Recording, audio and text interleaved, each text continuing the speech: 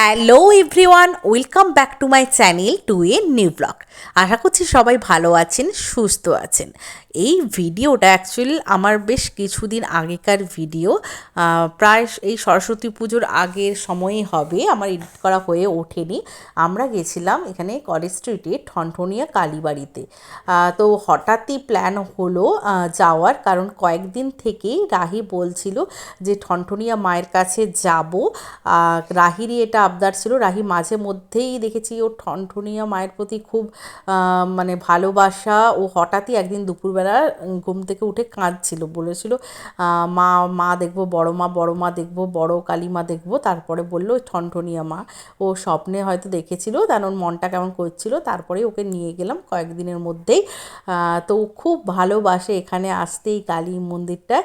আর আমরা এখানে এসেই আগে কিন্তু ফার্স্টে পুজো দিয়ে দিলাম, আর কারণ তারপরে কিছুক্ষণ পরেই কিন্তু সন্ধ্যা আরতি শুরু হয়ে যাবে। পুজোটা দিয়ে দিলাম, আর এদিকে পাশেই শিব মন্দির আছে, এখানেও আমরা প্রণাম করলাম। এখানে সত্যি রাহির জন্যই কিন্তু প্রায়শই মাঝে মধ্যে আসা হয়। অ্যাকচুয়ালি এর একটা হিস্ট্রি ছিল। রাহির একবার খুব শরীর খারাপ, জ্বর হয়েছিল, ওই মুখে অনেক কিছু বেরিয়েছিল, তারপরে ওই জারি মতো বেরিয়েছিল। তারপরে কিন্তু এই ঠনঠনিয়া মায়ের কাছ থেকে ওকে ঘুরিয়ে নিয়ে গেছিলাম। ওর ধারণা যে মাকে ডাকলে ও তাড়াতাড়ি সুস্থ হয়ে যাবে, তারপরেই ও সুস্থ হয়ে গেল তাড়াতাড়ি। সেই থেকে ওর আরও বিশ্বাসটা জন্মে গেছে।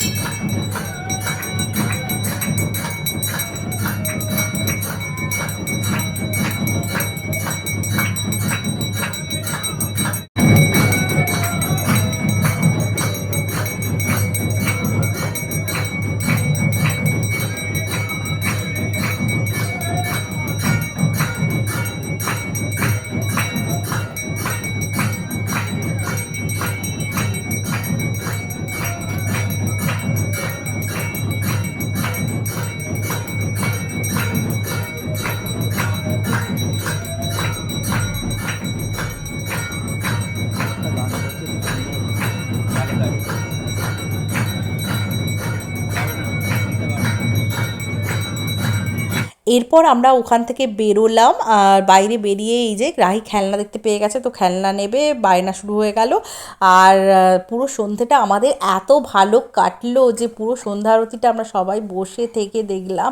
খুব ভালো সময় কিন্তু কেটেছিল, ওই রবিবারটা আমাদের এত ভালো কেটেছিল পুরো সন্ধ্যেটা, সত্যি মনটা একটা অন্যরকম হয়ে গেছিলো যে বাচ্চার জন্যেই কিন্তু আমরা এখানে এলাম, নাহলে কিন্তু এইভাবে সন্ধ্যেটা আমরা কাটাতামই না, শুধুমাত্র রাহির আবদারেই কিন্তু আসা।